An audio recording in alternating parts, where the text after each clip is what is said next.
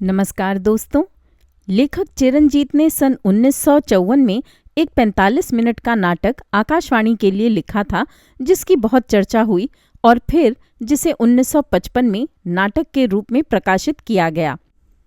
इसी नाटक को आधारित कर सन 1984 की जनवरी से अप्रैल तक दूरदर्शन पर एक धारावाहिक के रूप में प्रसारित किया गया, जो फिर से बहुत ही लोकप्रिय हुआ।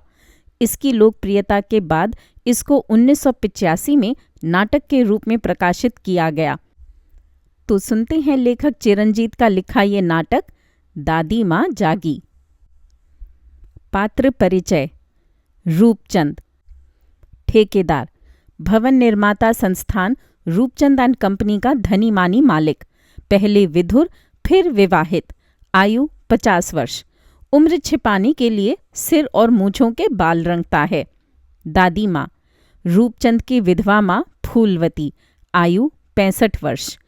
कमला, रूपचंद की सबसे बड़ी लड़की, विवाहिता, तानाशाही स्वभाव, आयु 30 वर्ष। विमला, रूपचंद की दूसरी लड़की, कॉलेज में प्रोफेसर, अध्ययनशील, गंभीर स्वभाव, आयु 27 वर्ष। सरला, रूपचंद की तीसरी लड़की, डॉक्टर, हंसमुख, बाल कटे हुए, आयु 25 वर्ष। अमला, रूपचंद की सबसे छोटी लड़की, कलाकार, बनाव सिंगार की शौकीन, आयु 22 वर्ष। ललित मोहन, रूपचंद का अनाथ भांजा, खद्दरधारी, चतुर, चालाक, आयु 24 वर्ष। कृष्ण गोपाल, कमला का पति, ऊपर से दब्बू, भीतर से काइयां, आयु 32 वर्ष। बबलू, कमला का लड़का, आयु 8 वर्ष। पार्वती, बबलू की विधवा आया, आयु 35 वर्ष। रमेश शर्मा, सरकारी अफसर, विमला का प्रेमी और फिर पति, आयु 30 वर्ष। कैलाश आहूजा, डॉक्टर, सरला का प्रेमी, आयु 27 वर्ष। कवि कोमल, अमला का प्रेमी, लंबे बाल, औरतों जैसा बनाव सिंगार, आयु 35 वर्ष। दुर्गा, कवि कोमल की पत्नी, बर्लिष्ठ देहाती औरत, आयु 32 वर्ष। जोड़ूराम, घर का नौकर, कुंवारा, सिर के बाल तोड़ने की आदत, आयु 30 वर्ष। घासीराम, कोठी के बगीचे का माली, आयु 40 वर्ष। रधिया, माली की खुश मिजाज लड़की, आयु 18 वर्ष। अन्य, रूपचंद का मित्र मिल्खा सिंह, विमला की सहेलियां और पंडित संकटा प्रसाद। पहला अंक, पहला दृश्य। स्थान, कोठी का ड्राइंग रूम। समय, प्रातः 8 बजे। सोफा सेट, गद्देदार कुर्सियों, तिपाइयों, रेशमी पर्दों, गलीचों, घड़ी, टेलीफोन आदि कीमती सामान से सजे हुए ड्राइंग रूम की दाईं दीवार में 2 दरवाजे हैं। आगे का दरवाज़ा दादी माँ के कमरे में खुलता है और पिछला दरवाज़ा रूपचंद के निजी कमरे में। बाईं दीवार में एक दरवाज़ा और एक खिड़की है। दरवाज़ा डाइनिंग रूम और रसोई में खुलता है। पीछे की ओर खिड़की है जो बागीचे में खुलती है। सामने की दीवार में बाईं ओर बड़ा सा दरवाज़ा है जो बाहर पोर्टिको में खुलता है। इसी दरवाजे के साथ सामने की दीवार में रेलिंग वाली सीढ़ियां हैं जो ऊपर लड़कियों के कमरों में जाती हैं। नीचे इन्हीं सीढ़ियों के पास एक ऊंचे टेबल पर टेलीफोन रखा हुआ है। जब पर्दा उठता है तो ड्राइंग रूम के बाईं ओर गलीचा हटाकर बैठा हुआ पंडित संकटा प्रसाद दिखाई देता है। वह हवन और पूजन का सामान सजाकर बड़े मनोयोग से वेदी पर नवग्रहों के चित्र बना रहा है। घर का नौकर जोड़ूराम पहले पंडित के पीछे आकर खड़ा होता है और फिर बाहर वाले दरवाजे पर जाकर अपने सिर के बाल तोड़ता हुआ सोच में डूब जाता है। तभी माली घासीराम फूल मालाएं और गुलदस्ता लेकर बाहर से आता है और ध्यान मग्न जोड़ूराम को देखता है। माली जोर से हंसकर, अरे वाह रे तोड़ूराम। जोड़ू सचेत होकर बिगड़कर, माली के बच्चे, मैंने तुझे लाख बार कहा है कि मेरा नाम तोड़ूराम नहीं जोड़ूराम है, जोड़ूराम। माली, अरे भाई, क्यों आज के शुभ दिन नाराज हो रहे हो? चीनी की प्लेटें तोड़ते हो, शीशे के बर्तन तोड़ते हो और अब सिर के बाल भी तोड़ते हो। हुए ना तोड़ू राम। जोड़ू, मैं तेरा सिर भी तोड़ सकता हूँ। कैसा जमाना आ गया है, घर का नया नौकर पुराने नौकर का मजाक उड़ाता है। जरा रुक कर बाहर देखकर, ओह, छोटे मालिक अभी तक बाजार से मिठाई लेकर नहीं आए। माली, मैं तो बड़े मालिक के जन्मदिन की पूजा के लिए फूल मालाएं भी ले आया, गुलदस्ता भी ले आया। बाजार जाते हुए छोटे मालिक कह गए थे। खैर, एक बात बताओ, तुम छोटे मालिक का इंतजार करते हुए क्या सोच रहे थे? जोड़ू, सोच रहा था मैं सब कुछ तोड़ता हूं, लेकिन आज तक इस घर की दादी माँ की नींद नहीं तोड़ सका। माली, क्या दादी माँ को सोए बहुत समय हो गया? जोड़ू, समय? अरे उन्हें सोए सोए आज पूरे 25 साल हो गए हैं। माली, 25 साल? ये तो कुंभकर्ण की नींद से भी लंबी नींद हो गई। रात इतने जोर से बारिश हुई, बिजली कड़की, फिर भी दादी माँ नहीं जागी। जोड़ू राम, मैं तो इस कोठी में नया नया आया हूं। दादी माँ को 25 साल पहले क्या हुआ था जो तब से सोई हुई हैं? जोड़ू, तब बड़े मालिक गांव में रहते थे। सुना है कि उनके पिता यानी कि दादी माँ के पति का अचानक देहांत हो गया था। सदमे से दादी माँ बेहोश होकर गिर पड़ी। गिरते हुए सिर में ऐसी चोट लगी कि उसी समय बाहर पोर्टिको में कृष्ण गोपाल की कार के आने की आवाज सुनाई देती है। जोड़ूराम भागकर बाहर जाता है। तभी कमला सीढ़ियों से उतरकर पंडित के पास जाती है। कृष्ण गोपाल बाहर से आकर माली से फूल मालाएं और गुलदस्ता लेता है। उसके पीछे पीछे जोड़ूराम मिठाई के डिब्बे उठाए हुए आता है। माली बाहर चला जाता है। इधर ललित मोहन दादी माँ के कमरे से निकलकर पंडित के पास आ जाता है। कमला पंडित की ओर से पलटकर डांटकर, किशु, अब आए हो सामान लेकर, इतनी देर कर दी। कृष्ण गोपाल डांट से ऐसे चौंकता है कि एक दो फूल मालाएं नीचे गिर जाती हैं। कमला लपक कर उन्हें उठाती है। तुम जहां जाते हो वहीं बैठ जाते हो, पता नहीं तुम्हें कब अक्ल आएगी। मोहन पास आकर, चाहें तो अक्ल हमसे उधार ले लीजिए जीजा जी। कमला, तुम चुप रहो मोहन। जोड़ूराम जल्दी से मिठाई के डिब्बे लेकर बाईं ओर रसोई में चला जाता है। कृष्ण हंसते हुए, सुबह सुबह नाराज क्यों होती हो कमला रानी? मिठाई, नमकीन, फूलमाला, जो कुछ तुमने कहा था सब ले आया हूं। आज ससुर जी का जन्मदिन ऐसी धूमधाम से मनाया जाएगा कि। हंसता है। कमला डांटकर, बंद करो ये ही, जल्दी से रखो ये फूलमालाएं टेबल पर। पंडित, बेटी कमला, जल्दी बुलाओ बाबू रूपचंद जी को, पूजा का समय हो गया है। कमला चौंक कर, हैं? पिताजी कहाँ हैं? मोहन, जीजी वे नानी माँ के कमरे में हैं।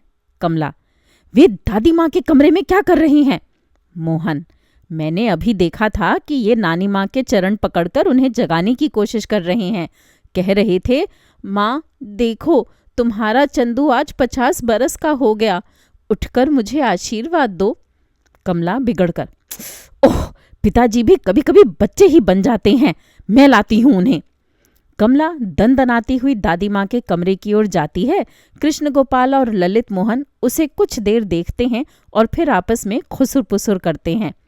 कमला दरवाजा खटखटाकर, पिताजी आप यहाँ दादी माँ के पास बैठे हैं और उधर पंडित बैठा आपका इंतजार कर रहा है। घर के सब लोग भी आपका इंतजार कर रहे हैं। क्या आप भूल गए कि 8 बजे पूजा का शुभ मुहूर्त है? रूपचंद आंखें पोंछता हुआ बाहर दरवाजे पर आता है। रूपचंद रुंधे गले से, बेटी, शुभ मुहूर्त तो तभी होगा जब मेरी माँ जागेगी। कमला झुंझलाकर, ओह पिताजी, आप हर साल अपने जन्मदिन पर यही तमाशा करते हैं। रूपचंद आहत सा, तमाशा? कमला, तमाशा नहीं तो और क्या। इतने इलाज के बाद भी जो दादी माँ 25 साल में होश में नहीं आई, वे आज आपके जन्मदिन पर कैसे जाग जाएंगी? कितने डॉक्टर बता चुके हैं कि। रूपचंद, नहीं नहीं, कोई डॉक्टर मेरी माँ के रोग को नहीं समझ सका। 25 साल से हृदय गति ठीक है, नब्ज ठीक है, पाचन क्रिया भी ठीक है, तब भी माँ होश में क्यों नहीं आ रही? तभी सीढ़ियों से उतरकर सरला आती है। उसके हाथ में डॉक्टर्स बैग है। सरला, जीजी जल्दी से पूजा शुरू कराइए ना, आप तो जानती हैं कि मुझे 9 बजे हॉस्पिटल पहुंचना है। कमला, लीजिए आपकी डॉक्टर बेटी आ गई। सरला, तुम अपनी डॉक्टरी भाषा में आज फिर पिताजी को समझाओ कि कैसे मस्तिष्क के हिपोथैलेमस हिस्से पर चोट लगने से दादी माँ बेहोश हुई और अब तक क्यों होश में नहीं आई। रूपचंद मिन्नत करते हुए, आओ सरला, तुम ही कुछ करो, शायद माँ आज होश में आ जाए। रूपचंद दादी माँ के कमरे में जाता है। सरला उसके पीछे अंदर जाती है। इधर जल्दी से कृष्ण गोपाल फूलमाला और ललित मोहन गुलदस्ता हाथ में लेते हैं।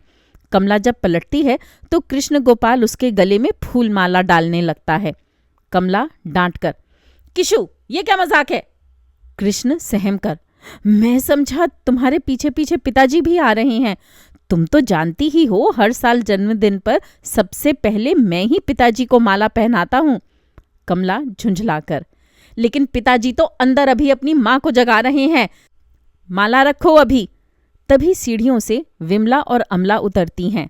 मोहन, जीजी सुना है आज फिर आपने सुबह सुबह मुंशी जी को पानी की बाल्टी उंडेल कर जगाया था। कमला डांटकर, मोहन तुमने आज फिर इन्हें मुंशी कहा, मैंने तुमसे कितनी बार कहा है कि। कृष्ण, अरे नहीं, ये ललित मोहन ठीक ही तो कह रहा है। शादी से पहले मैं इस घर में मुंशी था और आज भी मुंशी ही हूं, वरना रोज इतने सवेरे मुझे जागने की जरूरत ही क्या थी। ललित मोहन, विमला और अमला हंसते हैं। अरे हाँ, याद आया। कमला, अभी जब मैं बाजार जा रहा था तो स्कूल वाली इमारत का चौकीदार मिला था। उसने बताया कि कल रात को तेज बारिश में उस इमारत की पिछली दीवार ढह गई। कमला चौंक कर, क्या पिछली दीवार ढह गई? किशु ये सब तुम्हारी ही गलती है। कृष्ण हैरान होकर, मेरी गलती? कमला, कल मैंने तुमसे कहा नहीं था कि ज्यों ही स्कूल की इमारत तैयार हो जाए उसे मैनेजिंग कमेटी के हवाले कर देना, बाद में रहे या ढहे हमारी बला से।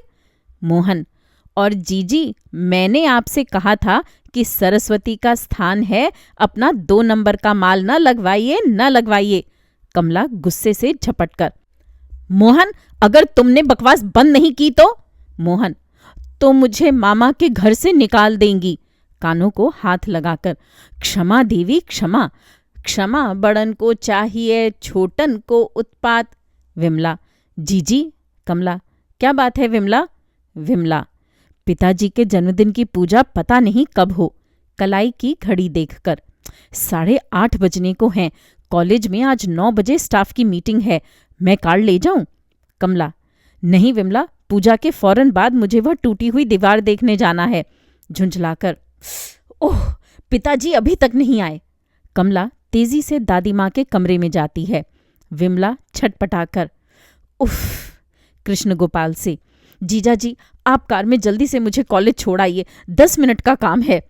कृष्ण, नहीं विमला, तुम्हारी जीजी की इजाजत के बिना। विमला झुंझलाकर, उफ, जीजी की इजाजत के बिना इस घर में पत्ता भी नहीं हिल सकता। मोहन हंसते हुए, पत्ता यानी कि ताश का ये पत्ता? अमला, जिसे गुलाम कहते हैं। सब हंसते हैं। मोहन, विमला जीजी मेरी मानो तो फौरन अपने उस रमेश को फोन करो, वह दफ्तर जाते हुए तुम्हें अपनी कार में ले जाएगा और कॉलेज पहुंचा देगा। विमला, ठीक है, मैं अभी रमेश को फोन करती हूँ। जल्दी से रिसीवर उठाकर टेलीफोन का डायल घुमाती है और बात करती है। हेलो रमेश, मैं विमला बोल रही हूँ। छी छी, तुम्हें कुछ और भी सूझता है? कम से कम इस प्रभात बेला में तो शरीफ बने रहो। अच्छा अब सुनो, आज दादी माँ का नहीं पिताजी का जन्मदिन है। पूजा में अभी देर है और मुझे कॉलेज 9 बजे पहुंचना है। हाँ, कार्ड लेकर फौरन आ जाओ। Thank you. रिसीवर नीचे रखती है। मोहन, जीजा जी आपकी हालत देखकर ही मैंने अभी तक शादी नहीं की। पता नहीं आप कैसे ये डांट फटकार बर्दाश्त कर लेते हैं।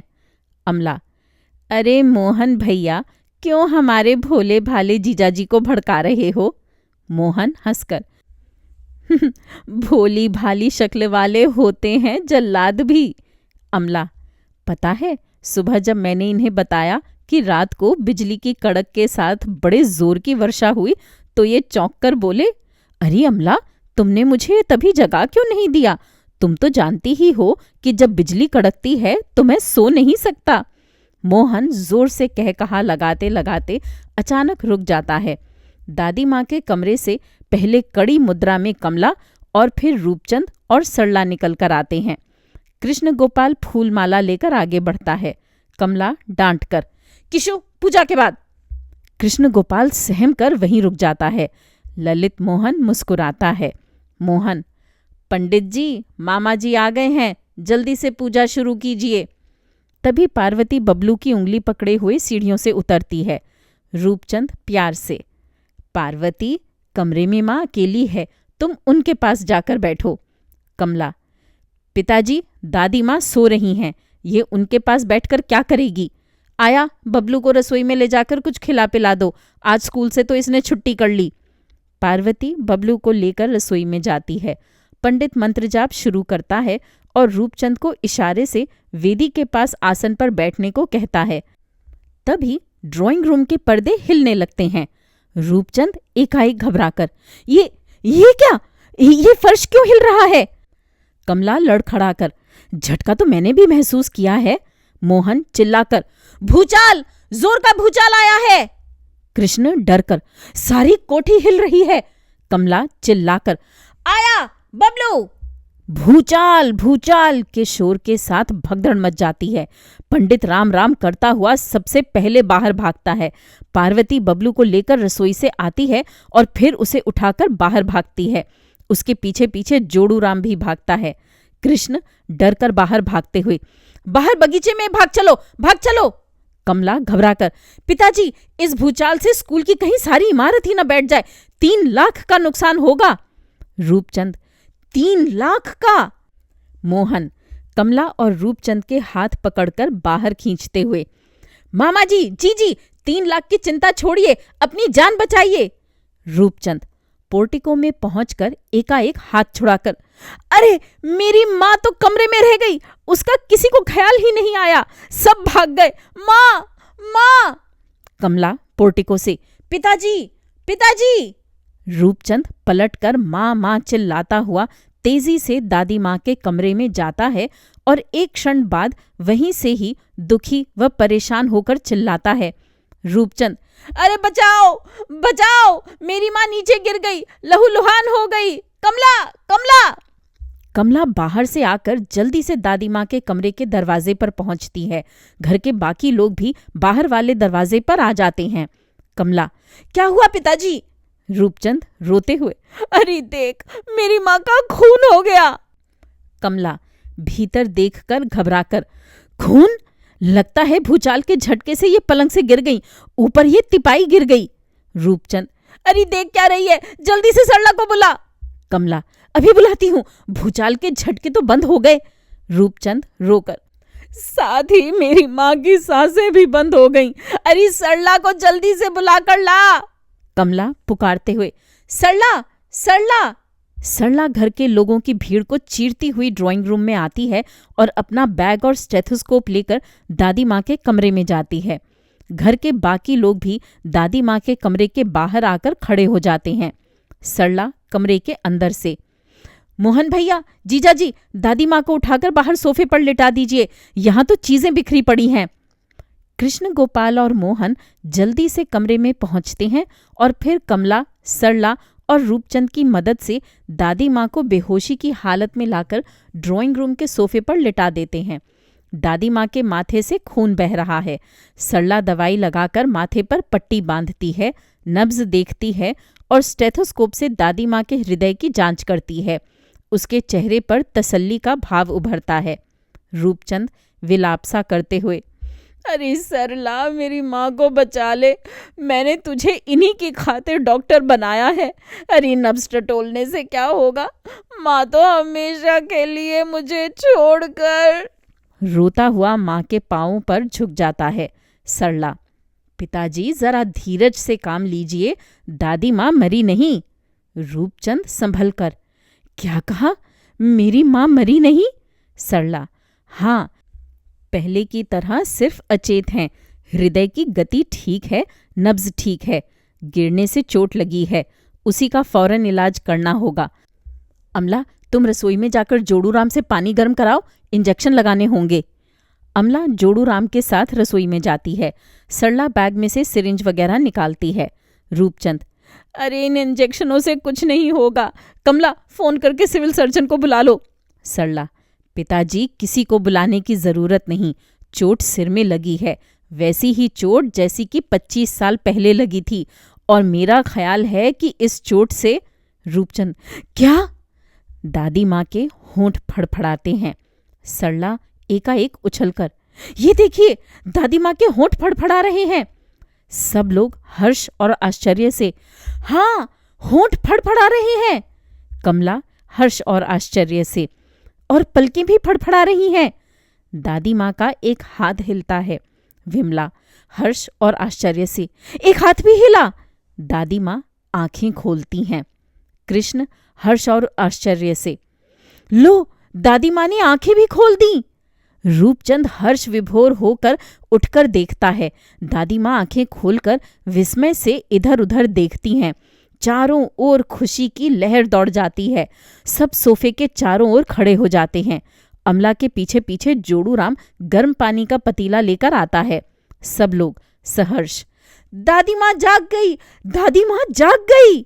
सब नौकर, बधाई हो मालिक, बधाई हो मालकिन। रूपचंद गदगद कंठ से, हे भगवान, तेरा लाख लाख धन्यवाद, तेरी लीला अपरंपार है। आज मेरी माँ का 25 बरस बाद दूसरा जन्म हुआ है। मोहन, मामा जी, आपके जन्मदिन पर इनका दूसरा जन्म हुआ है। रूपचंद, हाँ, मैंने चाहा था कि माँ आज जागकर मेरे जन्मदिन पर मुझे आशीर्वाद दें। भगवान ने मेरी सुन ली। अरे लड़कियों, खुशी के गीत गाओ, मिठाई बांटो, गरीबों के लिए सदा व्रत लगाओ। अरे पंडित जी कहाँ गए? कृष्ण, लगता है पंडित जी को भूचाल ले गया। कमला डांटकर, किशु। तभी पंडित पोर्टिको की ओर से भागा हुआ आता है। पंडित आते हुए, बधाई हो यजमान, आपकी माताजी का पुनर्जन्म हुआ, दान पुण्य कराइए। कहते कहते दादी माँ के ऊपर फूल बरसाता है। कमला, पंडित जी सब कुछ होगा, पहले आप पिताजी से पूजा कराइए। पंडित, अभी कराता हूं कमला बेटी, अब तो मुहूर्त दुगना शुभ हो गया। पंडित फिर पहले वाले स्थान पर बैठकर पूजा की वेदी सजाने लगता है। माली बाहर चला जाता है। सरला गर्म पानी में सिरिंज डालकर निकालती है। Bablu, mummy mummy. कमला, क्या बात है बबलू? बबलू, मम्मी, दादी माँ जाग गई। कमला, हाँ बेटा। बबलू, तब तो मम्मी ये भूचाल बड़ी काम की चीज है। कमला, हाँ बेटा, इस भूचाल ने ही तेरी परनानी को जगाया है। बबलू, मम्मी, सवेरे डैडी को जगाने के लिए भी इसी भूचाल को बुला लिया करें। सब हंसते हैं। मोहन, बबलू, तेरे डैडी के लिए तेरी मम्मी ही भूचाल है। जोर का कहकहा लगता है। कमला डांटकर, मोहन, तुम दिनों दिन बहुत बदतमीज होते जा रहे हो। रूपचंद, अरे तुम लोगों ने क्या ही लगा रखी है, माँ होश में आकर भी बेहोश हैं, मेरी ओर फटी फटी आंखों से देख रही हैं, लेकिन बोलती कुछ नहीं। सरला दादी माँ के बाजू में इंजेक्शन लगाकर, पिताजी आप इतने उतावले क्यों हो रहे हैं? दादी माँ धीरे धीरे होश में आ रही हैं। जल्दी से, पिताजी सुनिए, दादी माँ के होंठ हिल रहे हैं। दादी इधर उधर देखते हुए अत्यंत दुर्बल स्वर में, मैं कहाँ हूँ? सब लोग खुश होकर, दादी माँ बोलने लगी। रूपचंद चेहरे के पास चेहरा लाकर हर्ष विभोर सा, तुम अपने घर में हो माँ? दादी जैसे सुना न हो, इधर उधर देखते हुए, ये कौन सा लोक है? ये नर्क लोक तो नहीं हो सकता। नर्क लोक में तो ऐसे सुंदर भवन कहाँ, ऐसी फूलों की बरखा कहाँ, तो ये स्वर्ग लोक ही है। रूपचंद, अरे माँ तो जैसे किसी दूसरे लोक से बोल रही हैं, हमें तो पहचानती ही नहीं। सरला अभी पूरी तरह होश में नहीं आई, दादी माँ की नब्ज देखती है। दादी सब पर नजर डालकर हैरानी से, तुम सब कौन हो? स्वर्ग लोक में तुम सब कैसे पहुंच गए? रूपचंद, माँ? कमला: दादी माँ? विमला: ये स्वर्गलोक नहीं। अमला: मर्त्यलोक है। मोहन: ये मर्त्यलोक के भारत देश की राजधानी दिल्ली है। रूपचंद: और माँ, तुम इस समय दिल्ली वाले अपने मकान में हो। दादी: मैं अपने मकान में हूँ? झूठ, एकदम झूठ। ये लो, लोग स्वर्ग में भी झूठ बोलने लगे। अरे मेरा मकान तो कच्चा है, 1.5 कमरे का छोटा सा। चारों ओर देखकर: और ये भवन तो, आहा, ये तो इंद्र देवता का महल जान पड़े है। संगमरमर की दीवारें, रेशम के पर्दे, मखमल के आसन, और उस खिड़की से तो देवताओं का वह नंदन कानन भी दिखाई देवे है। चारों लड़कियां हंसती हैं। रूपचंद डांटकर: अरे लड़कियों! दादी: अरे क्यों डांट रहे हो इन्हें? ये तो देवलोक की अप्सराएं हैं। लड़कियां फिर हंसती हैं। कृष्ण हंसकर: लो कमला, तुम तो अब अप्सरा हो गई। कमला डांटकर: चुप रहो। रूपचंद: माँ, ये अप्सराएं नहीं, तुम्हारी पोतियां हैं, और मैं हूं तुम्हारा बेटा रूपचंद, तुम्हारा चंदू। दादी जैसे याद करते हुए: चंदू? लेकिन मेरा चंदू यहाँ पर लोक में कैसे आ गया? ऐसी अशुभ बात न कहो। नहीं नहीं, तू मेरा चंदू नहीं हो सकता। तू तो बूढ़ा दिखे है। मेरा चंदू तो 25 बरस का गभरू जवान है। रूपचंद: माँ, मैं तुम्हारा वही चंदू हूँ। दादी खुश होकर: सच? लेकिन तू कितना बदल गया है रे। रूपचंद: माँ, तुम आज मुझे 25 बरस बाद देख रही हो। दादी: क्या कहा? मैं तुझे 25 बरस बाद देख रही हूँ? रूपचंद: हाँ माँ, तुम्हें याद होगा, तुम बापू की मौत का समाचार पाकर अचानक पछाड़ खाकर गिर पड़ी थीं। और दादी जैसे याद करते हुए: हाँ, याद है, मैं दीवार से टक्करें मारते मारते गिर पड़ी थी। और रूपचंद: गिरने से तुम्हारे सिर में चोट लगी थी और तुम बेहोश हो गई थीं। दादी एकाएक: तो क्या मैं हतभागिन मरी नहीं? रूपचंद: नहीं माँ, वह चोट तुम्हारे मस्तिष्क के ऐसे स्थान पर लगी थी कि तुम पर नींद जैसी बेहोशी छा गई, और वह बेहोशी 25 बरस तक छाई रही। आज फिर अचानक सिर में चोट लगने से तुम होश में आ गई हो। मतलब ये कि... दादी जल्दी से उठकर: तो क्या मैं जिंदा हूँ? सरला फिर लिटाने की कोशिश करते हुए: दादी माँ उठिए नहीं, आप अभी कमजोर हैं। दादी सरला को पीछे धकेलकर बैठ जाती है।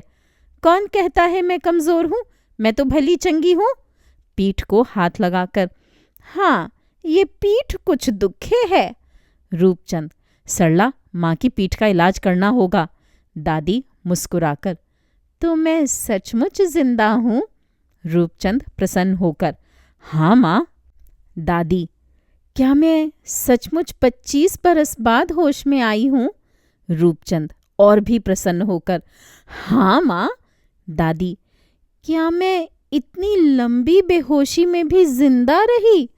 रूपचंद: हाँ माँ, बेहोशी में भी तुम बराबर खाती पीती रही, इंजेक्शन और दवाइयाँ लेती रही, बड़े बड़े डॉक्टर तुम्हारा इलाज करते रहे। और... दादी: अरे, तो मैं अपने घर में हूँ? रूपचंद: हाँ माँ। दादी: और तू मेरा बेटा चंदू है? रूपचंद: हाँ माँ, और ये लड़कियां तुम्हारी? दादी ध्यानपूर्वक देखते हुए: ये लड़कियां? रूपचंद: तुम्हारी पोतियां हैं। दादी: अरे हाँ, याद आया, तेरे पर 2 लड़कियां हुई थीं। रूपचंद: हाँ माँ, कमला और विमला। कमला और विमला को इशारे से बुलाकर: माँ, ये तुम्हारी बड़ी पोती कमला है। दादी, अरे हाँ, मैंने ही इसका नाम कमला रखा था। पंडित ने बताया था कि कमला का अर्थ होवे है लक्ष्मी। रूपचंद, माँ, ये कमला मेरे घर की लक्ष्मी ही है और ये विमला भी। दादी एकाएक, अरे चंदू, बहू हीरा देवी कहाँ है? रूपचंद उदास होकर, माँ, तुम्हारी बहू नहीं रही। 6 साल हुए उसका देहांत हो गया था। दादी उदास होकर, क्या बहू का देहांत हो गया? मैं बुढ़िया अभी तक जी रही हूँ और मेरी लक्ष्मी सी बहू भगवान को प्यारी हो गई। रोती है। रूपचंद, माँ रो नहीं, जाने वाली चली गई, अब उसका शोक मनाने से क्या होगा। दादी, अरे हीरा देवी सचमुच लक्ष्मी थी। उसने घर में पांव रखा ही था कि तुझे दिल्ली के एक बड़े ठेकेदार के यहाँ मुंशी की नौकरी मिल गई थी, 100 रुपए की। अब तुझे क्या मिले है? रूपचंद, हजारों लाखों रुपए। दादी, क्या कहा? हजारों लाखों रुपए? कमला मुस्कुराकर, दादी माँ, अब पिताजी किसी ठेकेदार के नौकर नहीं, खुद बहुत बड़े ठेकेदार बन गए हैं और हजारों लाखों रुपए कमा रहे हैं। दादी रूपचंद की बलैयां लेते हुए, सच? कमला, इनकी अमीरी का अनुमान आप इस कोठी की शान से लगा सकती हैं। घर में हर चीज है, नौकर हैं, क्लर्क हैं, 2 कारें हैं। रूपचंद, मतलब ये कि भगवान का दिया सब कुछ है। दादी गदगद होकर, वाह वाह, आज अपने चंदू को पाकर और उसकी तरक्की का हाल सुनकर मैं बहुत खुश हूँ। आज सारे दुख भूल गए। चंदू, आज तेरे बापू होते तो वह कितने खुश होते। एकाएक, अरे हाँ चंदू, तब तेरी 2 लड़कियां थीं। बाद में, सरला की ओर इशारा करके, ये लड़का। सब हंसते हैं। सरला परेशान होकर दादी माँ के पास से हट जाती है। रूपचंद, नहीं माँ, ये तेरी तीसरी पोती है सरला। ये डॉक्टर है, इसने बीमारी के दौरान तुम्हारी बड़ी सेवा की है। दादी बात काटकर, अरे तो क्या ये लड़की है? इसके बालों को क्या हुआ? मैं जानती हूँ कभी कभी बीमारी से या जुएं पड़ने से लड़कियों के बाल झड़ जाते हैं। कल मैं जुएं मारने की दवाई और बाल लंबे करने वाला तेल बनाकर इसे दूंगी। सब हंसते हैं। मोहन हंसते हुए, हाँ नानी, सरला की जुओं का इलाज होना ही चाहिए। दादी चौंक कर, ये नानी मुझे कौन कह रहा है? अरे हाँ, याद आया। अरे चंदू, मेरी एक बेटी भी थी पुष्पा। उसकी शादी मैंने मेरठ के पास बाबूगढ़ में की थी। रूपचंद, माँ, ये मोहन उसी का बेटा है। दादी खुश होकर, तो ये मेरा नाती है, मेरे पास आ मोहन। मोहन पाँव छूता है। दादी माँ उसका माथा चूमती है। जुग जुग जियो मेरे लाल। अरे तूने खद्दर के कपड़े पहन रखे हैं, तू गांधी बाबा का चेला है। कमला, चेला नहीं, गुरु घंटाल है। सब हंसते हैं। दादी, चलो अच्छा हुआ, घर में एक तो गांधी बाबा को मानने वाला है। वह बहुत बड़े महात्मा थे, उन्होंने ही तो हमें आज़ादी दिलाई थी। और सुन चंदू, पुष्पा को आज ही तार दे दे कि मैं ठीक हो गई हूँ। मेरी बेटी कितनी खुश होगी, तुरंत मुझे मिलने चली आएगी। रूपचंद उदास सा, नहीं माँ, पुष्पा अब नहीं आएगी। दादी, क्यों? रूपचंद, अब वह इस दुनिया में नहीं। दादी रोकर, हाय मैं मर गई, मेरी बेटी भी भगवान को प्यारी हो गई और मैं पापेन अभी तक जिंदा हूँ। अरे क्या हुआ था मेरी बेटी को? रूपचंद, माँ, बड़ी ही दर्दनाक कहानी है। पुष्पा के ससुराल वाले बहुत धनी थे ना। एक रात उनके घर डाका पड़ा। डाकुओं ने पुष्पा, उसके पति, उसके सास ससुर सबको मौत के घाट उतार दिया। बचा केवल ये ललित मोहन। दादी, अरे, तो इस आजाद भारत में भी डाकू हैं? कृष्ण, कई तरह के डाकू हैं दादी माँ। कमला डपट कर, किशु। दादी, अरे चंदू, ये कौन है? रूपचंद, अरे हाँ, कृष्ण का परिचय तो कराया ही नहीं। दादी, क्या कहा? पर्चा कटाया नहीं? क्या ये कोई ऐसा वैसा? सब हंसते हैं। रूपचंद हंसते हुए, नहीं माँ, ये कृष्ण गोपाल है, इस कमला का पति। दादी, तेरी इस बड़ी लड़की का पति? बिगड़कर, और ये लड़की हम सबकी मौजूदगी में इसके सामने मुंह उगाड़े बैठी है। कमला परेशान होकर दूर चली जाती है। हाय दैया, ये कैसा जमाना आ गया, लड़कियों में लाज शर्म ही नहीं रही। चंदू, याद है तुझे, जब घर में कोई आता था तो मैं तेरे बापू के सामने कभी मुंह नंगा नहीं करती थी। रूपचंद और कमला के अलावा सब छुप छुप कर हंसते हैं। और हाँ, मैंने कुछ देर पहले देखा था कि ये कमला अपने पति को डांट भी रही थी। रूपचंद बीच बचाव करता हुआ, माँ, दरअसल बात यह है कि ये कमला और कृष्ण बचपन से ही एक दूसरे को। दादी, अरे चुप रहे, मैं सब समझू हूँ। घर में कोई बड़ी बूढ़ी ना होने से तेरी ये लड़कियां बेगुहार हो गई हैं। मैं जरा ठीक हो जाऊं तो। पंडित, यजमान, ये बातें तो बाद में होती रहेंगी, जल्दी से आकर पूजा कराइए, दूसरा मुहूर्त भी निकला जा रहा है।